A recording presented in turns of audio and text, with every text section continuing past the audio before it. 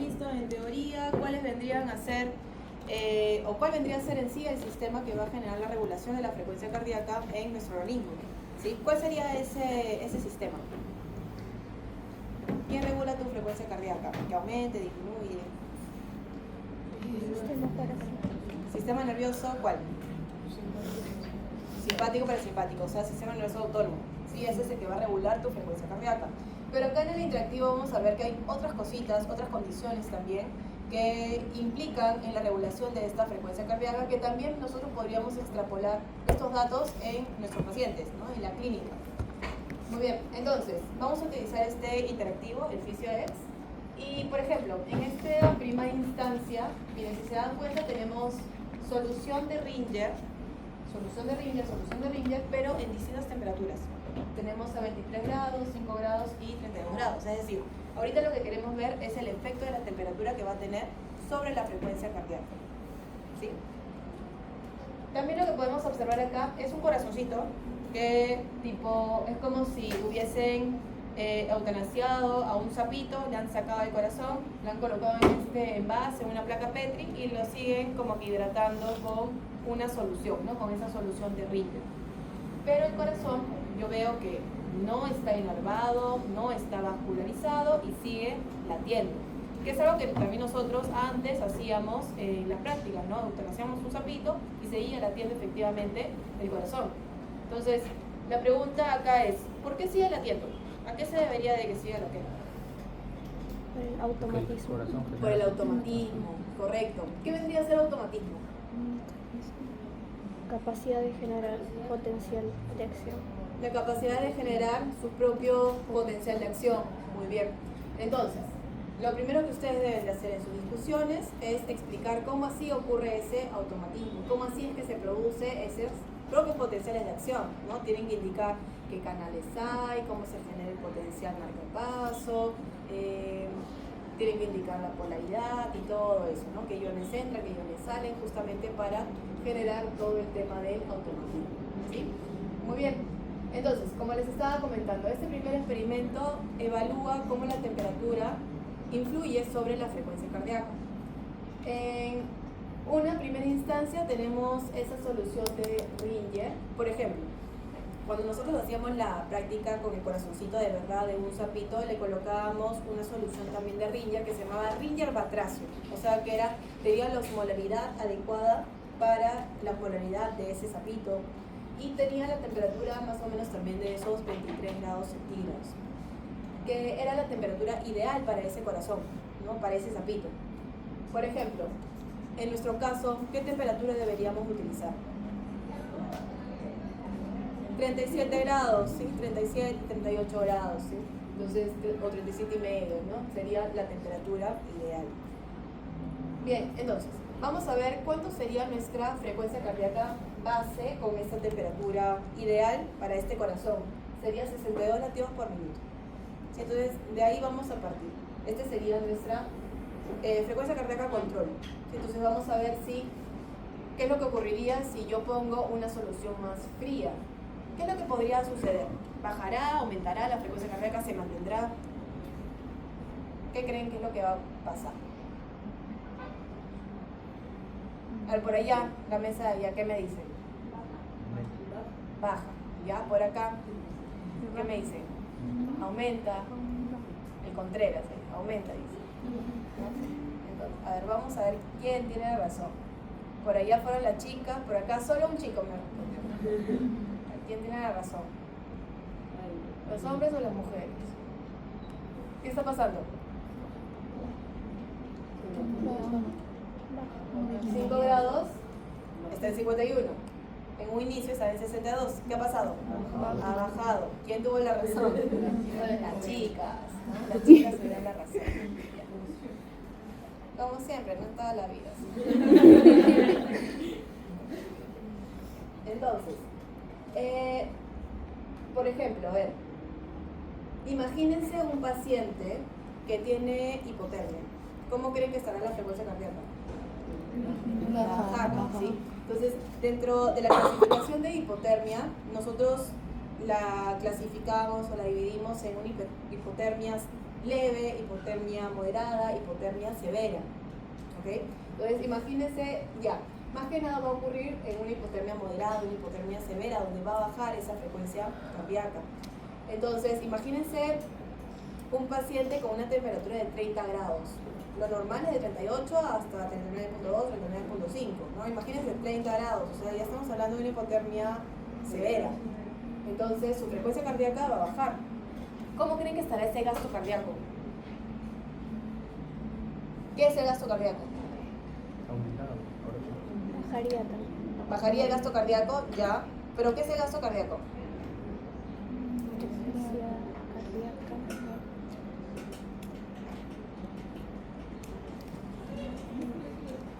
¿Qué es el gasto cardíaco? Lo pueden sacar por la fórmula, ¿no? ¿Cuál era la fórmula de gasto cardíaco? Gasto cardíaco es igual a ¿qué?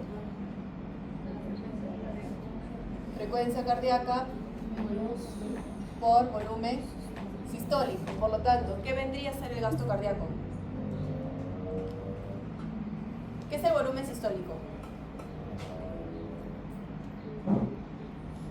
Explíquenlo ustedes con palabras simples. ¿Qué entienden por volumen sistólico? ¿Qué es la sístole? ¿Sístole qué es? Contracción. Contracción. Sí, entonces, volumen se hace referencia al volumen de sangre, ¿no es cierto? Entonces, si dice volumen sistólico, entonces quiere decir que durante la contracción se va a producir eyección de la sangre. Por lo tanto, mi volumen sistólico sería ese volumen de sangre que está siendo eyectado, ¿no es cierto? Y frecuencia cardíaca, ¿qué sería? ¿Qué les dije que era frecuencia cardíaca? Latidos por minuto.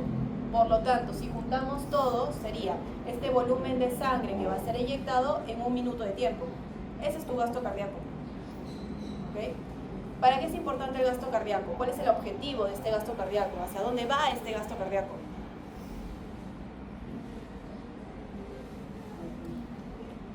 ¿Para qué es importante que el corazón eyecte sangre? ¿Hacia dónde va la sangre?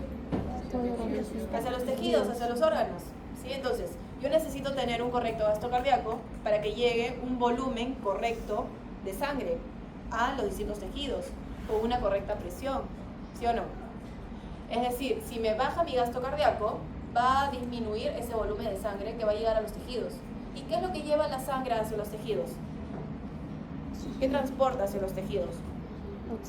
Oxígeno, ¿qué más? Nutrientes, ¿no es cierto? Glucosa necesitamos para obtener energía.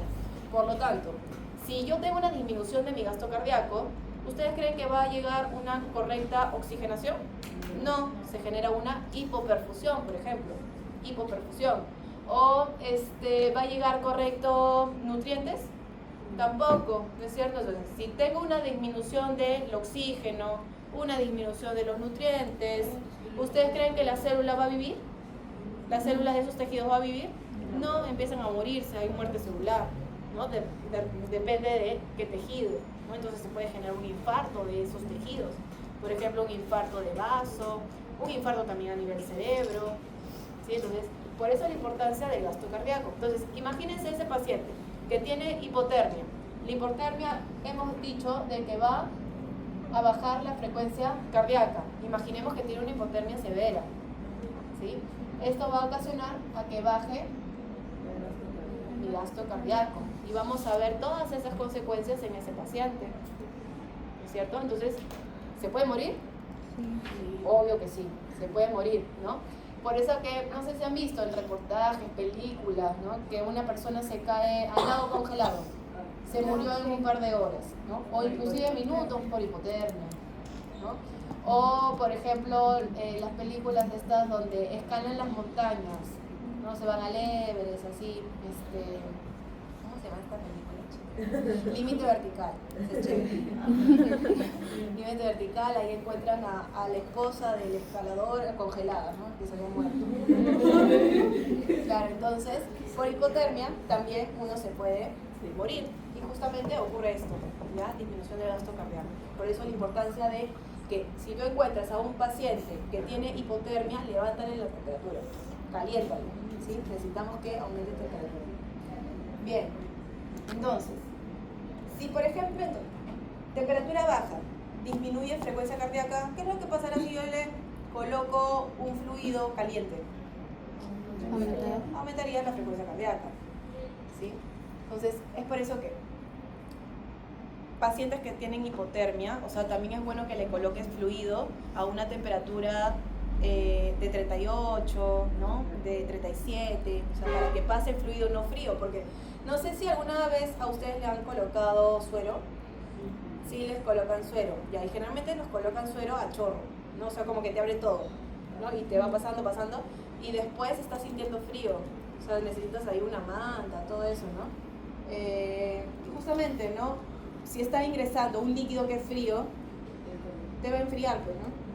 Por lo tanto, necesitamos en estos pacientes, si están con hipotermia, mejor administrarle un fluido que sea de una temperatura adecuada, más cálida. Y miren lo que está ocurriendo acá. Está aumentando la frecuencia cardíaca, efectivamente, lo que ustedes mencionaron. ¿Sí? Aumentó. Entonces, ustedes para sus discusiones tienen que explicar cómo es que la disminución o el aumento de la temperatura disminuye o aumenta la frecuencia cardíaca respectivamente. ¿Qué es lo que está ocurriendo a ese nivel? Tiene que ver con los iones. ¿Qué es lo que está pasando? Eso es lo que tienen que explicar. Y luego, con estos resultados, ¿qué conclusión ustedes me podrían dar?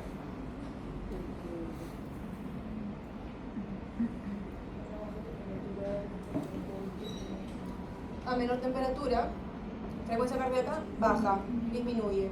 Esa es una conclusión, por ejemplo. Entonces, apúntenlo. O viceversa, ¿no? Si aumenta la temperatura, aumenta mi frecuencia cardíaca.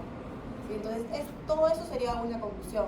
Ahora, si no quieres decir esa conclusión, también podrías decir, por ejemplo, a una temperatura de 5 grados centígrados se obtuvo una frecuencia cardíaca de 51 y a 32 grados centígrados se obtuvo una frecuencia cardíaca de 73. También es una conclusión.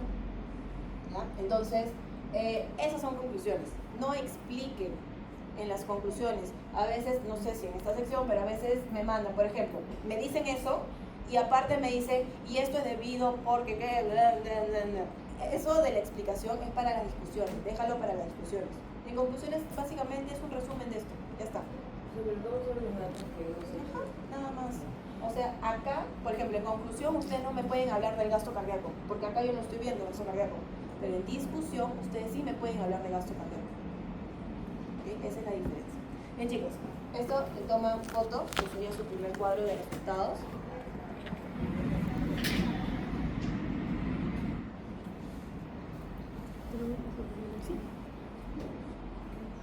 ¿Y eso sucede con todos los fluidos o solamente con el fluido de la No, o sea, acá lo que estamos viendo es como si fuese la temperatura corporal. O sea, si tú tienes una temperatura corporal, por ejemplo, de 33, estás hipotérmico, tu frecuencia cardíaca va a empezar a bajar. Por ejemplo, si tienes una temperatura corporal, ¿no? Te tomas ahí con un termómetro en la boca, ¿no? O en la axila. Tienes una temperatura de 40 grados, o sea, estás con fiebre, va a empezar a aumentar tu frecuencia cardíaca.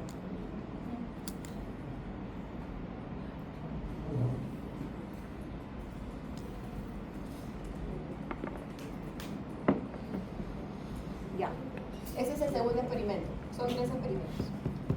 Bien, entonces, acá, lo mismo, ¿no? El corazoncito sigue latiendo.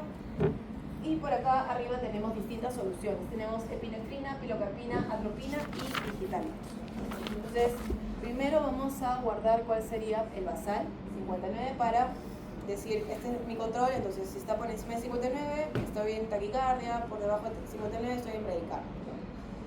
O tengo un efecto de aumento de frecuencia o disminución de frecuencia. Bien, vamos a ir primero por la epinefrina. ¿Qué hace la epinefrina? ¿Qué le suena a la epinefrina? ¿Quién sería la epinefrina?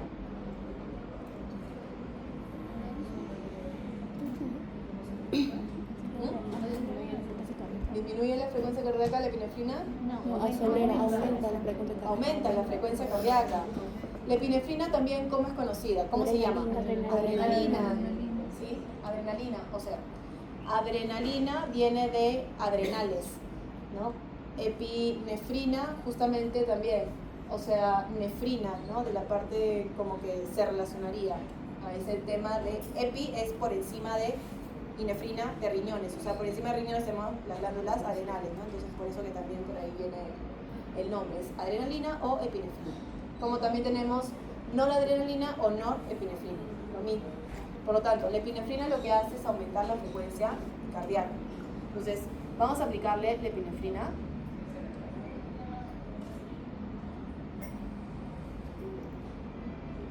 ¿Y qué está pasando? Está aumentando la frecuencia cardíaca. ¿Sí? Aumentó la frecuencia. Pero además de eso, ¿qué es lo que pueden observar acá en el corazoncito? Como más fuerza, aumenta esa fuerza de contracción. Recuerden que la fuerza de contracción se denomina inotropismo. Entonces, cuando un fármaco promueve al aumento de la fuerza de contracción, se llama inotrópico positivo. Entonces, es un fármaco inotrópico positivo. Cuando es un fármaco que promueve la relajación, más bien, o disminuye esa fuerza de contracción, sería inotrópico negativo. ¿Sí? Entonces, esta epinefrina genera aumento de la fuerza de contracción. ¿Cómo así ocurre esto? Tanto aumento de la fuerza como la frecuencia. ¿Cuál es el mecanismo de acción de la adrenalina sobre el corazón?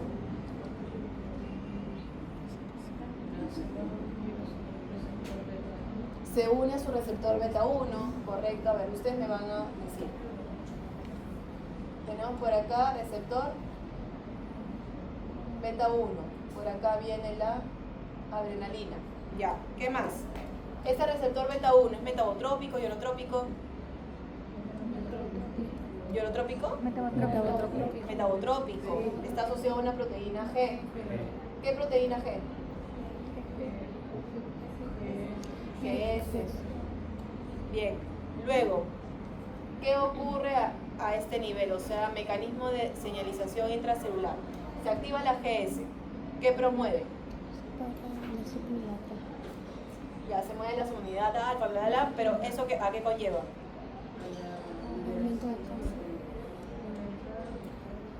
Aumento del calcio al intracelular. La entrada de calcio, ya, pero se han comido unos pasos.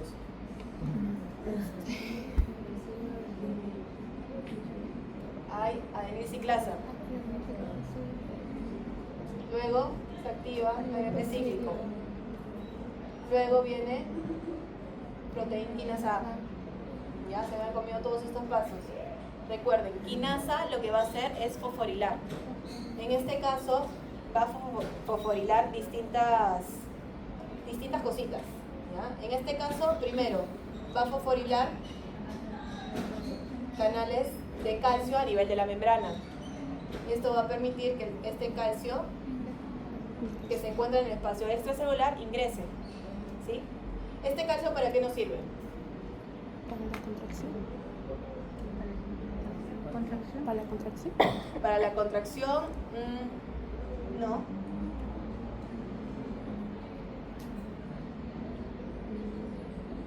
Este calcio, primero, va a hacer estos cambios a nivel de la membrana, por eso que recuerden que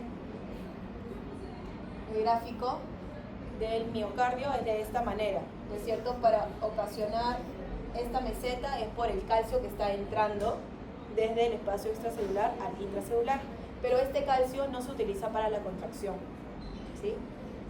El calcio que nosotros utilizamos para la contracción viene del retículo sarcoplasmático, ¿sí? Entonces, el calcio, al momento de que ingresa, también estimula los canales para el calcio, pero del retículo. O sea, este calcio estimula este nivel. Por eso que como mencionan que se genera como que un ciclo del calcio, ¿no? A partir de ese estímulo. Y el calcio del retículo empieza a salir, porque el retículo tiene harto calcio, mucho calcio. O sea, este calcio que está ingresando como que no sería suficiente para las contracciones. Simplemente es para estimular. Por ahí de repente una partecita podría utilizarse, ¿no? Pero en realidad básicamente es para estimular al retículo. Y va a empezar a salir calcio del retículo. Ahora, la proteína quinasa A no solo va a fosforilar a este nivel, también va a fosforilar a este nivel, a nivel de los canales de calcio del retículo sarcoplasmático, ¿sí? Y luego también la proteína quinasa va a empezar a fosforilar a una proteína que se llama fosfolambán. La fosforila. ¿Para qué? Para que una vez que esta se activa, va a promover como que una recaptación del calcio más rápido. O sea, va a llamar al calcio más rápido. Entonces, este calcio empieza a recaptarse de manera más rápida. Entonces, al final lo que tenemos por estimulación de la adrenalina es que sale calcio rápido del retículo y es recaptado rápido hacia el retículo. Entonces, sale rápido, entra rápido, sale rápido, entra rápido, sale rápido, entra rápido. Entonces, cuando sale, quiere decir de que está generando contracción, porque se está uniendo a la troponina C, permite que la miosina se una a la actina y contracción. Cuando se recapta el calcio, entonces ya libera, digamos, o mejor dicho, ya se cubren los sitios de actina, entonces ya no va a haber esa formación de puentes transversos. Entonces, cuando sale, promueve a la contracción. Cuando recapta, promueve a la relajación. Entonces, como esto va a ser tan rápido, es contracción, relajación, más rápido. O sea, se acortan tanto la sístole como la diástole. Eso genera un aumento de la frecuencia cardíaca. Se acortan tanto sístole como diástole. Aumento de la frecuencia cardíaca. Luego, hemos visto que por la epinefrina aumenta la fuerza de contracción. ¿Qué es lo que ocurre? Que esto estimula a que, y también con la entrada de calcio, estimulan a que haya mayor salida de calcio del retículo. Al haber mayor cantidad de calcio a nivel intracelular, esto genera de que haya mayor disponibilidad de calcio para unirse a mayor cantidad de troponina C. Por ende, mayor sitios libres de actina para que se puedan unir a la miosina, para que se unan, ¿no es cierto?, para que se formen mayor cantidad de puentes transversos y por ende se puede contraer más fuerte.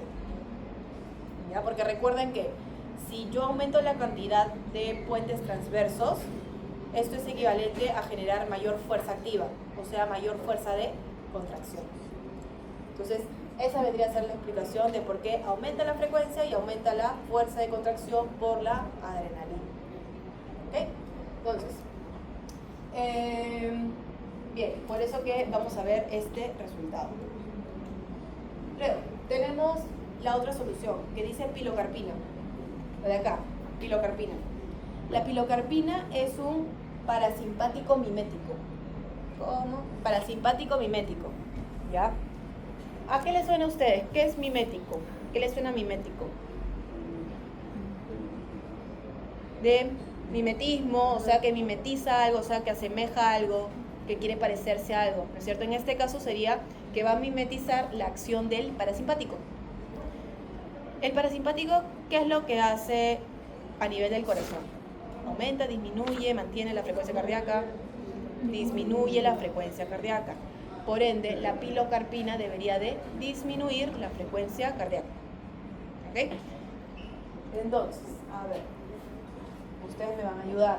¿Qué receptores o qué receptor encontramos para el parasimpático? Es decir, para el acetilcolina a nivel del corazón, especialmente a nivel de las células marcapaso, ¿sí? ¿Qué receptores encontramos o qué receptor? M2, correcto. ¿Encontramos receptor? M2.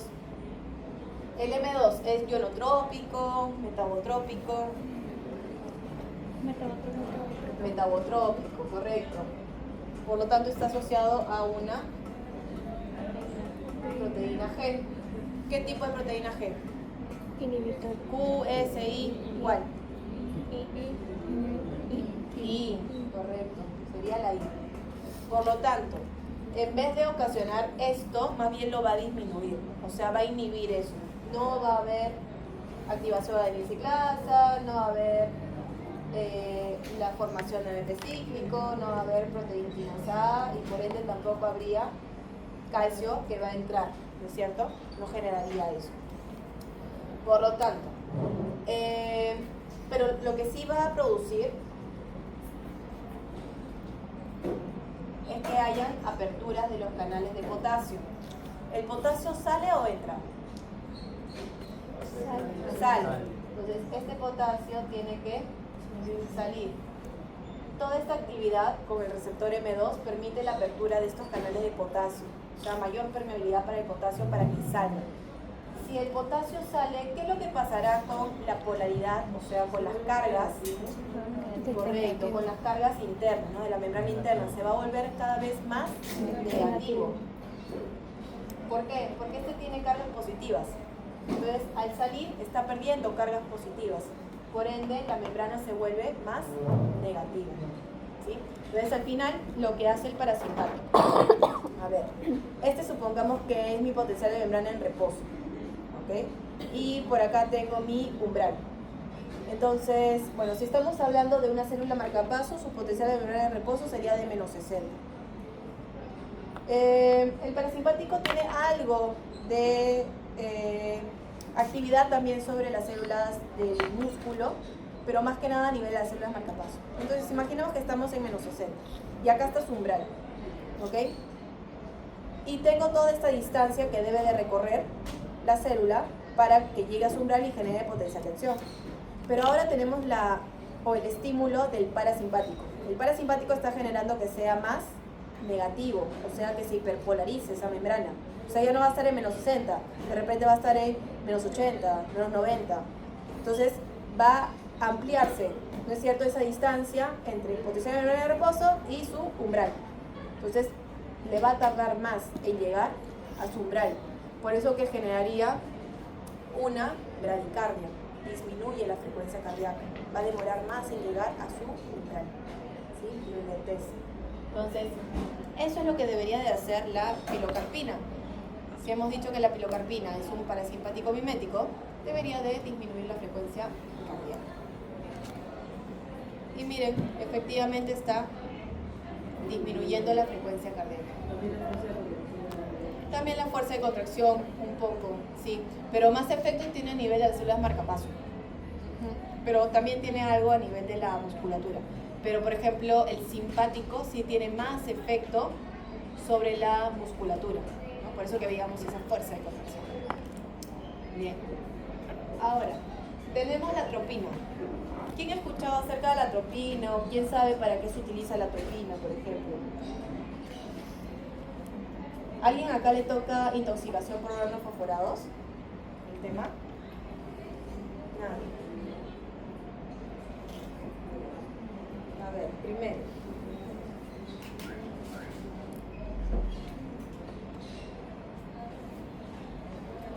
Tenemos acetilcolina, ¿sí?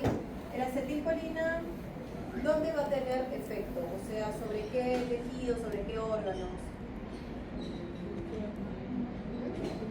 Músculo esquelético, muy bien. Entonces tenemos a nivel de músculo esquelético sobre sus receptores nicotínicos, ¿no es cierto? Luego, ¿en qué otro órgano? ¿Corazón? ¿También? Sí. También corazón, ¿sí? Receptor muscarínico. De ahí, ¿qué más? ¿Tracto gastrointestinal también será o no? También, ¿no es cierto? La acetilcolina, recuerden que tiene acción, o véanlo por el lado también del parasimpático. ¿Sí? El parasimpático tiene acción tanto en la musculatura lisa, que sería prácticamente todas las vísceras, como también a nivel de glándulas. Mientras que si nos enfocamos solo en acetilcolina, claro, sería en todo lo que les he mencionado, pero también adicionalmente en músculo esquelético y ganglios, por ejemplo. ¿Ya? Entonces, también tenemos a nivel del tracto gastrointestinal, ¿sí? También, por ejemplo, a nivel del sistema excretor, ¿no? De la vejiga, por ejemplo. ¿Ya? Luego también a nivel del ojo, ¿sí? De la pupila, por ejemplo. O a nivel de las glándulas salivales, ¿no? Estos son así, de las glándulas salivales. ¿Sí? Entonces, a este nivel tenemos receptores muscarínicos.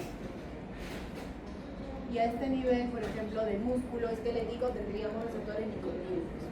¿Okay? Muy bien. Una vez que hay liberación de acetilcolina, se une a su receptor, hace la actividad. Por ejemplo, en caso de la musculatura, ¿qué actividad va a tener la acetilcolina sobre eso? ¿Va a excitarlo, va a inhibirlo? ¿Qué genera? Contracción. ¿Sí? Hay contracción, promueve a la contracción. Sobre el corazón, ¿qué hemos visto que hace la acetilcolina? Disminuye frecuencia cardíaca, o sea, me genera una radical, ¿no? Sobre el tracto gastrointestinal, aumenta ese peristaltismo, esa motilidad. ¿Sí? A nivel del sistema excretor, va a promover también que haya micción. A nivel del ojito y la pupila, ¿qué produce? ¿Midriasis o miosis? ¿Qué era midriasis? Dilatación de la pupila, ¿ya? Miosis, reducción de la pupila, ¿ya? Entonces, ¿el parasimpático qué hace? ¿Dilata o hace una reducción de la pupila? Dilata, todos me dicen dilata. No, por ahí Mariela me dice no. Reduce. Reduce. Que haya cambiado tu opinión. Ya. Reduce. Ok. Genera sí, una miosis. ¿Ya? Pero hay que entender. A ver. Cuando nosotros, por ejemplo, estamos alerta, ¿qué sistema se activa? ¿Simpático o parasimpático? Simpático. ¿Sí? Entonces, por ejemplo, en el caso de los animales, cuando están alerta, claro, se activa este simpático. Y lo que quiere hacer, o sea, al estar alerta, es ver todo. ¿No es cierto? A ver si por ahí hay alguien que lo quiere cazar, se lo quiere comer, etc. Entonces, ahí necesitamos que la pupila se dilate para que capte toda la luz y puedas tener una mejor visión. ¿Sí? Entonces, siempre recuerden, midriasis, que es la dilatación, va con el simpático. La miosis va con el parasimpático. Entonces acá vamos a hacer una pupila más chiquita. ¿Ya? Miosis. Y luego, a nivel de la glándula salival, ¿qué es lo que va a producir el parasimpático? ¿Aumenta, disminuye la salivación? Aumenta la salivación. Aumenta la salivación. Genera cialorrea. Cialorrea es salivación. ¿Ya? Cialorrea. Entonces, cuando hay liberación de acetilcolina, se une a su receptor, pero no se va a mantener unido todo el tiempo, ¿no es cierto? Porque si no, presentaríamos todo esto. ¿Sí? Entonces, ¿qué enzima es la que destruye a la acetilcolina? O sea, que la divide, ¿no? Y la degrada. ¿Cómo se llama esa enzima?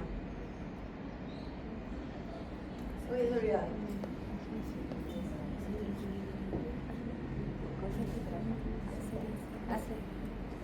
Acetilcolinesterasa. Acetilcolinesterasa. Muy bien. Acetilcolinesterasa. ¿Ya? La acetilcolinesterasa. Entonces, los animales pueden intoxicarse con venenos. La vez pasada yo les había hablado de un tipo de veneno, de Boswellia warfarina, ¿no? Que es un anticoagulante, pero también les había dicho que había otro tipo de veneno que actúa de manera más rápida, que son insecticidas en realidad, que son los famosos órganos fosforados. ¿Okay? Entonces, estos órganos fosforados lo que hacen, ¿cómo actúan? A este nivel, bloquean el acetilcolinesterasa, o sea, eliminan acetilcolinesterasa y ya no se puede degradar el acetilcolina. Por lo tanto, la acetilcolina va a permanecer unido a sus receptores. Entonces, ¿qué es lo que nosotros podríamos ver como signos en este paciente? Primero, a nivel muscular, contracciones fuertes y continuas donde el mismo animal no lo puede controlar. Entonces, a eso se denomina fasciculaciones. O sea, cada una de las fibras musculares se está contrayendo. Todo se está contrayendo. Ustedes van a ver que se empiezan a contraer todo el músculo. ¿Ya? Esas son fasciculaciones. Inclusive también pueden haber signos neurológicos como convulsiones, por ejemplo, ¿no? Porque también recordemos que la acetilcolina, por ahí el nivel de ganglios, también algunas neuronas pueden liberar acetilcolina, entonces todo se empieza a alterar. Luego, a nivel cardíaco podríamos ver una bradicardia marcada, a nivel del tracto gastrointestinal que aumenta la motilidad y eso puede producirse en una diarrea o un vómito, ¿no? Generar movimientos antiperistálticos. Acá, en la vejiga, se orina. Acá, en el ojo, hay una miosis. Acá, en la glándula salival, empieza a salivar bastante y bastante líquido, porque el parasimpático genera una saliva más líquida, ya que la saliva va a estar llena como que de agua, entonces es más líquido. Mientras que el simpático también puede generar salivación, pero es una saliva más densa, o sea, como si fuese moco, ¿no? Cuando los perros, por ejemplo, salen a correr y están, generalmente los que tienden a babear bastante, no sé, claro, un bulldog así, corre, entonces está con la saliva así, que parece que le está colgando, ¿no es cierto? Entonces esa es una saliva más densa. En cambio, la saliva por el parasimpático parece agua, que moja todo, ¿ya? Entonces vamos a ver esos signos.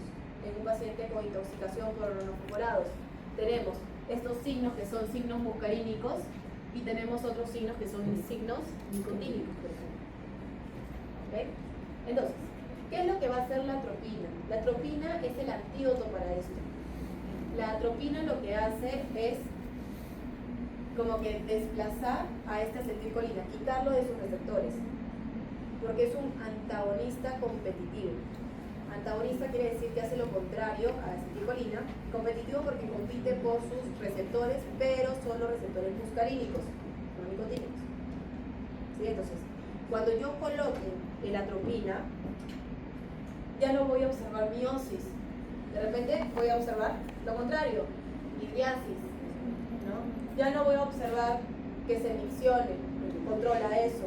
Ya no voy a observar que se defeque, va a controlar eso. Ya no voy a observar bradicardia, sino lo contrario, una taquicardia, ¿sí? O de repente que llega a su frecuencia cardíaca normal, también puede ser, ¿sí?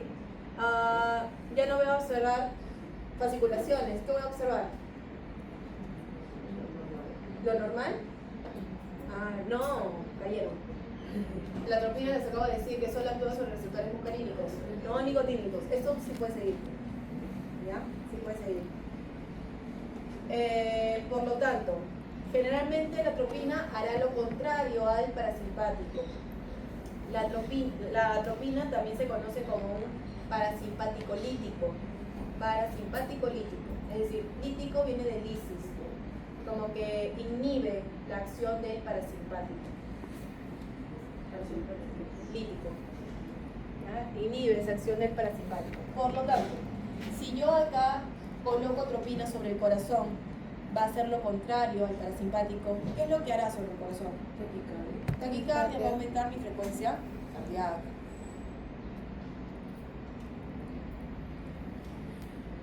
Y efectivamente ahí está aumentando mi frecuencia cardíaca, ¿sí? Aumentó. Pero si se dan cuenta, no aumenta la fuerza de contracción, ¿no? Solo aumenta la frecuencia cardíaca. Entonces, si yo quiero aumentar frecuencia cardíaca, tengo epinefrina, tengo atropina. Es más, hay otros medicamentos en realidad que se utilizan antes de esto, ¿no? Dobutamina, dopamina, que se pueden utilizar para aumentar la frecuencia cardíaca. ¿En qué situaciones, utilizaría epinefrina? ¿En qué situaciones utilizaría atropina? En realidad depende, ¿no? Si yo tengo un paciente, por ejemplo, que está con hipotensión y la hipotensión es por, de repente, ¿por qué podría ser? Porque se está generando una vasodilatación periférica, entonces la epinefrina es buena para generar vasoconstricción, es un buen vasopresor, por ejemplo, ¿no? Si yo tengo una bradicardia durante una anestesia, podría utilizar primero la atropina, ¿no? Para aumentar la frecuencia cardíaca. Epinefrina no, porque la epinefrina es bien fuerte, ¿sí? Pero como les digo, depende de la situación. Muy bien. Ahora, seguimos con el último que sería el digitálico. El digital, o el que dice digitalis, ya son los digitálicos. Sí. En caso, por ejemplo, de una cirugía el paciente se esté muriendo por explosión, ¿se puede aplicar uno de esos para que estimule el proceso? Claro, sí. Se puede aplicar atropina, epinefrina, como les digo, depende en realidad de la situación, ¿no? Porque si el paciente llega a paro, en realidad lo primero que se tiene que hacer es RCP. ¿Ya? Y si el RCP no funciona, ahí recién se utiliza medicamentos de rescate. Y claro, se tiene que saber por qué entró en paro. ¿Ha sido por la anestesia? O de repente puede ser que también te llegó un paciente que ya está con paro y fue por una hemorragia, ¿no? Entonces obviamente ahí le tienes que reponer líquidos porque está generando por un shock hipovolémico, ¿sí? O el paro cardíaco fue por un shock obstructivo, de repente por una distensión gástrica que está generando una disminución del retorno venoso. Entonces, ahí lo que tienes que hacer es primero descomprimir, sacar todo el contenido del estómago, porque cuando se dilata el estómago comprime, por ejemplo, la vena cava y no hay retorno venoso. Entonces disminuye precardia, disminuye gasto cardíaco. Entonces depende en realidad de la situación para ver qué es lo que utilizamos, qué es lo que hacemos, qué maniobra utilizamos, etc. Sí, eso es más emergenciología, ¿no? Entonces todo eso tiene que saber, por ejemplo, un emergencista. Claro, y la base de eso es fisiología, por ejemplo. Entonces, digitálicos. Los digitálicos es un grupo de medicamentos que dentro de los digitálicos encontramos la digoxina. Yo creo que antes se solía utilizar porque ahora ya hay otros medicamentos que no generan tantos efectos secundarios. Los digitálicos se utilizaban para aumentar la fuerza de contracción del corazón. Ahora hay medicamentos como por ejemplo el Pimobendan que genera también ese aumento de la fuerza de contracción y mantiene una correcta también presión arterial, no genera hipertensión, disminuye más bien la presión arterial. En caso de los digitálicos aumentan la fuerza de contracción, pero generan efectos secundarios como vómitos, diarrea, por ejemplo, o sea, efectos gastroentéricos. Por eso creo que ya no se suele utilizar. ¿En qué pacientes podríamos utilizar esto? Por ejemplo, una cardiopatía dilatada. Recuerden que yo les hablé de la cardiopatía dilatada en músculo de corazón gigante, ¿no? Si tenemos un corazón gigante dilatado, entonces sus sarcómeros también van a estar estirados, por lo tanto la miocina no se va a poder unir a la actina, entonces habrá menor formación de los puentes transversos, menor fuerza de contracción, ¿sí? Entonces, ese corazón no va a poder contraerse bien, no va a tener buena fuerza de contracción. Si nosotros nos basamos en esa fórmula de gasto cardíaco, lo que estaría disminuyendo es su volumen sistólico, porque no va a tener buena fuerza de contracción. Por lo tanto, ¿ustedes cómo creen que el organismo quiera compensar eso? Si mi volumen sistólico ahora está bajo, ¿cómo lo compenso para tratar de mantener más o menos mi gasto cardíaco?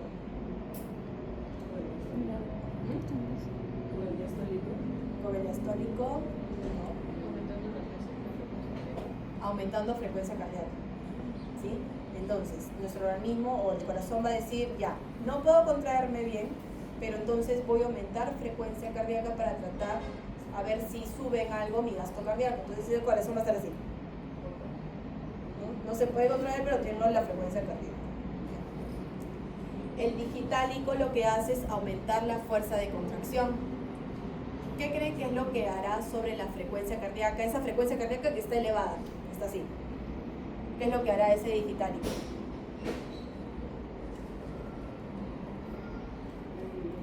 Disminuye la frecuencia cardíaca. Claro, porque al final, o sea, el digitálico lo que va a hacer es esto, aumentar esa fuerza de contracción, entonces yo ya no necesito tener frecuencia cardíaca elevada, ¿me entienden? Para mantener ese gasto cardíaco.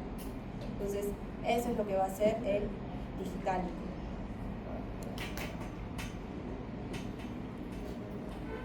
Y miren, efectivamente está disminuyendo esa frecuencia cardíaca. Sí, ahora la tenemos acá disminuida, en 41.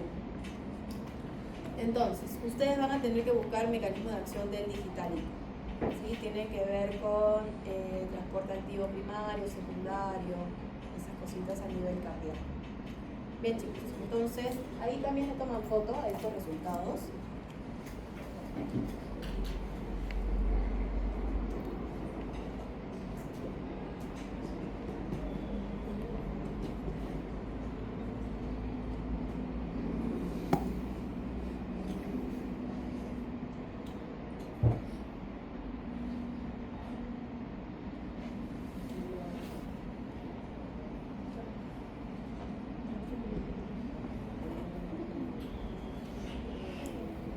Y vamos a pasar ya al último experimento.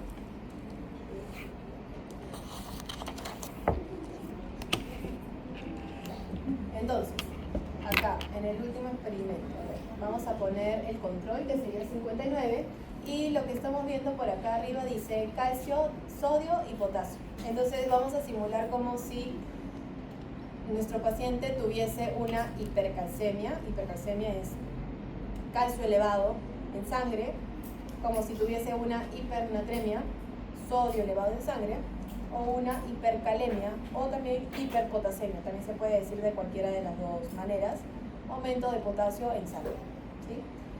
Entonces, vamos a aplicarle primero el calcio. Imaginemos que nuestro paciente tiene un síndrome paraneoplásico, ahí aumenta el calcio, o un hiperparatiroidismo, aumenta la paratormona, aumenta el calcio.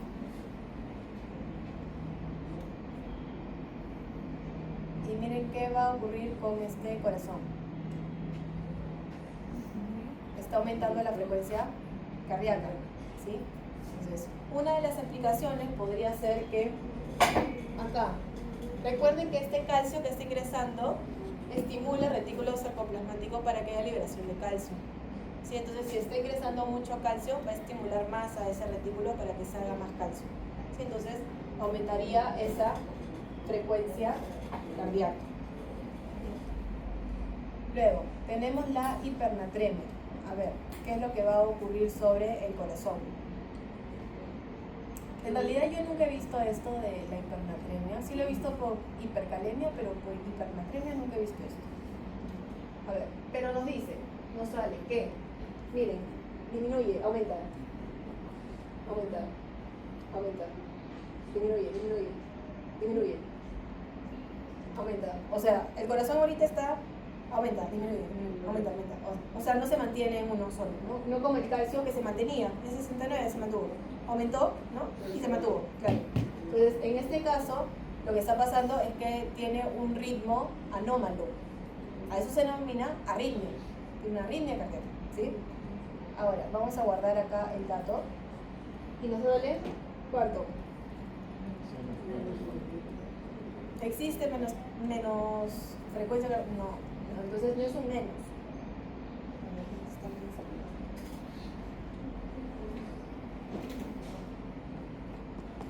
No es menos. Es excesivo. O sea, un aproximado de, ¿ya? O sea, se aproxima 34, porque está subiendo, bajando, ya no es menos, ojo con eso. Me pongan ahí en el informe, menos 34, ya ha pasado. Entonces, 34 está por debajo de 59, que era el basal, por lo tanto estamos hablando de una bradicardia, pero como está así, sube, baja, sería arritmia. Entonces, arritmia más bradicardia sería bradiarritmia. Entonces, hipernatremia en este caso me podría generar una bradiarritmia. Ustedes van a tener que buscar cuál sería ese mecanismo de acción. ¿Cómo así una hipernatremia me podría generar una bradiarritmia?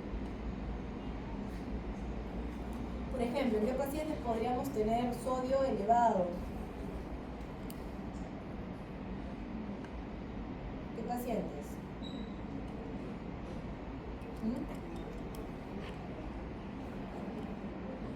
Uno clásico.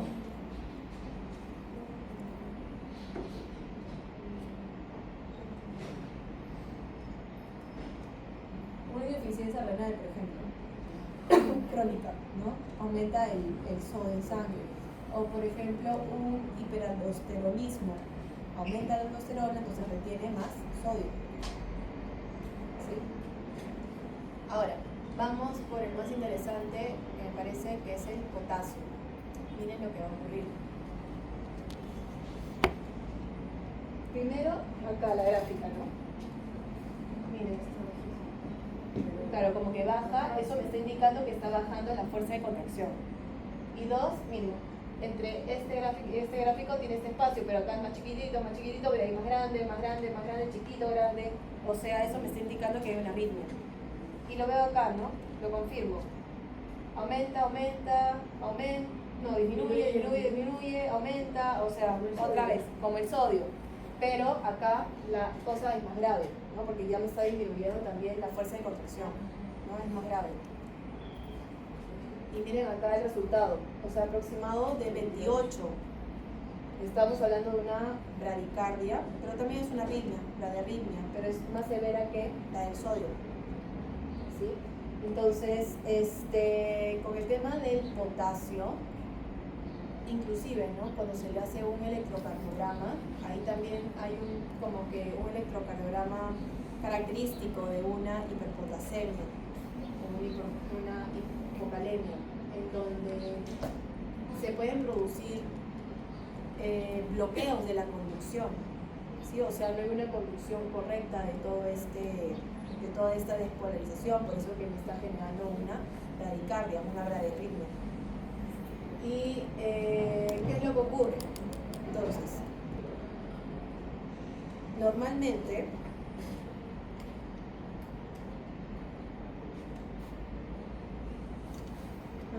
el potasio debe de salir, ¿sí? Para generar la relajación de esta musculatura. Entonces acá, luego, cuando sale se vuelve negativo. Luego empieza a entrar otra vez sodio, ¿no es cierto? Se despolariza, ya. Supongamos que en este estado normal salen 100 moléculas de potasio. Siempre salen 100 para regularizar, digamos todo. Pero ahora este paciente tiene también mucho potasio fuera. Entonces, este potasio antes salía en 100 moléculas cuando había acá afuera como que poquito potasio. Pero ahora como hay bastante a este nivel, va a empezar a salir menos potasio. No sale esos 100, ahora saldrá 50 y cada vez sale menos. Entonces, ¿qué es lo que pasará con esta polaridad de la membrana interna? Si se está quedando más potasio que es carga positiva. Se vuelve cada vez más positivo, cada vez menos negativo. Entonces, otra vez. Si tengo por acá mi potencial de membrana en reposo, acá ya estamos hablando directamente en la célula muscular, ¿no? De, por ejemplo, un ventrículo. Entonces está en menos 90 milivoltios. Eso es lo normal, que esté en menos 90 milivoltios su potencial de membrana en reposo. Y acá está membrana. ¿Sí? Tengo todo ese espacio. Pero ahora ese paciente tiene una hipercalemia.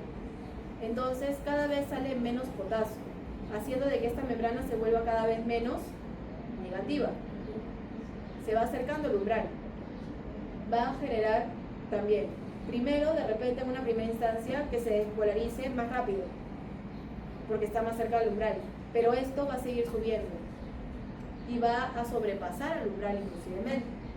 Entonces, ahí es donde, claro, se generan como que esos bloqueos de las despolarizaciones, y por eso que también, como se generan esos bloqueos de despolarizaciones, el corazón dice, oye, no me está llegando ningún tipo de estímulo eléctrico, no me estoy despolarizando esta zona, entonces me voy a despolarizar solito. Y empiezan a haber focos ectópicos de despolarización. Lo normal es que primero se despolarice el nodo sinusal, y el nodo sinusal le dice a los atrios despolarícese al unísono, luego llega a nivel de nodo atrioventricular, luego a las de His, fibras de Purkinje, y despolarizan los ventrículos de manera unísono, todo, ¿no es cierto? De manera ordenada. Pero acá, como hay ese bloqueo, no se está despolarizando algunas zonas, entonces esas zonas que no se están despolarizando dicen, yo me voy a despolarizar solito. Y empieza a despolarizarse por acá, por acá, por acá, por acá, por acá, y de manera desordenada, generando las arritmias. ¿Sí? Entonces, primero tenemos esos bloqueos de las despolarizaciones, y luego tenemos esas despolarizaciones ectópicas, generando las arritmias. Entonces, esos bloqueos me llevan a una bradicardia, y esas despolarizaciones ectópicas me llevan a una arritmia. Si lo juntamos, bradiarritmia. ¿Ya? Entonces, eso sería con respecto al potasio. Otra cosita. No sé si han visto cuando hacen trasplante de corazón, para transportar el corazón, lo ponen en hielo. ¿Por qué lo ponen en hielo? ¿Qué hemos visto? ¿Qué pasa con la temperatura? Para bajar la frecuencia cardíaca. Lo que pasa cuando ya tenemos al muertito, le sacan el corazón sigue latiendo. ¿Sí? O sea, siempre y cuando no haya muerto por un infarto de miocardio, ¿no? Un paro cardíaco, ¿no? Sigue latiendo. De repente tiene muerte cerebral, pero el corazón sigue latiendo. Le sacan el corazón y este sigue latiendo. Entonces, como lo tienen que transportar de repente, inclusive a otra ciudad, ¿no? O dentro del mismo distrito, o dentro, digamos, de un distrito a otro, ¿ya? Necesitamos que ese corazón baje el metabolismo basal, o sea, que no tenga la misma frecuencia cardíaca, porque si mantiene su misma frecuencia cardíaca, o sea, 70 latidos por minuto, se va a cansar ese corazón, va a gastar todas sus reservas energéticas y de repente en media hora deja de latir y ya no va a ser factible para el trasplante, ¿no es cierto?, para colocarlo en otra persona. Entonces lo que hacen es, lo ponen a temperaturas bajas, baja la frecuencia cardíaca y también muchas veces se le inyecta potasio para disminuir su frecuencia cardíaca, ¿sí? Para que disminuya, como les digo, el metabolismo basal de ese corazón y no utilice todas sus reservas energéticas y llegue a tiempo para hacer el trasplante. ¿Ya? Bien, chicos, a esto también le tomo foto, que sería el último resultado. La entrega del informe la siguiente semana. ¿A quién le toca exponer la próxima semana? Ya, Nashli. Ya. Entonces, la próxima semana saben que es feriado, ¿sí? Entonces, lo vamos a recuperar solo para las exposiciones, para apunten el 12 de octubre, ya que es domingo. ¿Ah? ¿Cómo que puntual? Virtual, sí, virtual. La próxima semana no es el examen práctico. Sí, lo vamos a pasar ahorita en equipo. Ya, entonces, primero, esas exposiciones la semana 7 van a ser para el 12 de octubre, en el mismo horario que estamos ahorita. Ya lo estamos recuperando así con todas las clases que tengo. Ahorita tengo de las 7 de la mañana, entonces lo estoy recuperando así para todo el domingo. Se recupere solo las exposiciones. ¿Ya? Obligatorios es para los expositores, para que estén, obviamente, para que expongan y reciban su nota. Las otras personas, si gustan, se conectan para que hagan preguntas, para que reciban también puntos extras, o si gustan, no se conectan. Ya depende de ustedes. ¿Ya? ¿Qué más? Ya. La próxima semana, que es feriado el 8 de octubre, nos iba a tocar la práctica de fisiología del ejercicio. Entonces, para ponernos de acuerdo qué día recuperar, va a ser imposible. Entonces, no vamos a tener esa práctica, pero yo sí voy a dar una clase en donde haga la explicación. No van a presentar el informe, porque no va a haber una práctica como tal, pero yo sí les voy a dar la explicación. Y eso también ingresa para el examen. ¿Sí? Entonces, yo voy a dejar grabado igual la clase de fisiología del ejercicio, que lo voy a hacer el 8 de octubre a las 6 de la tarde. ¿Sí? Luego, el examen. ¿Cuándo va a ser el examen? Va a ser en la semana 9, o sea, el 22 de octubre. Entonces, si a ti te toca exponer en la semana 9, bueno, lamentablemente también va a ser el examen, ¿no? Porque eso nos ha logrado el feriado.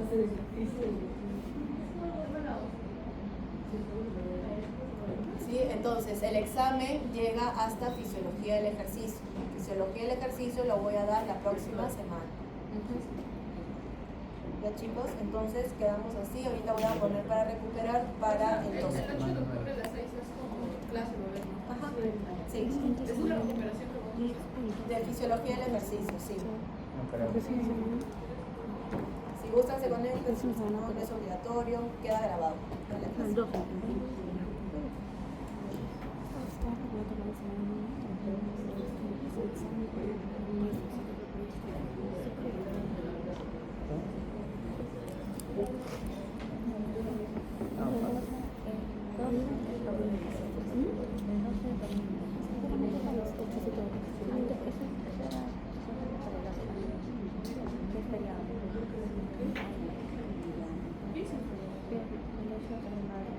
¿Será la entrega del informe hasta cuándo es? De este informe hasta la próxima semana, hasta el miércoles.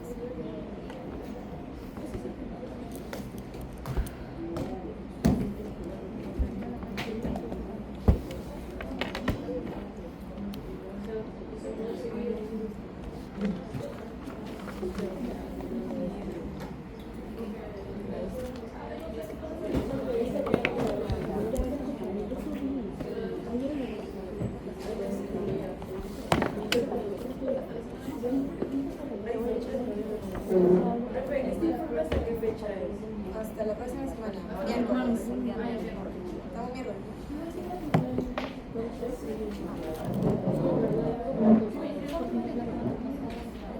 Sí, hasta el día. No hemos avanzado. Creo que solamente deberíamos usar la discusión ya con lo que hay. Sí, eso creo que hay que hacer.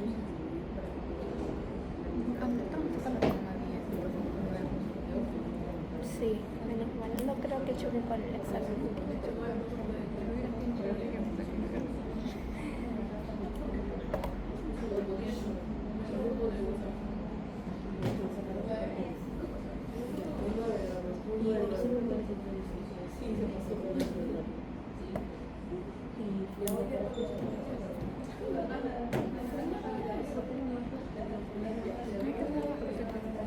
era un campo muy bien. Pero vamos haciendo.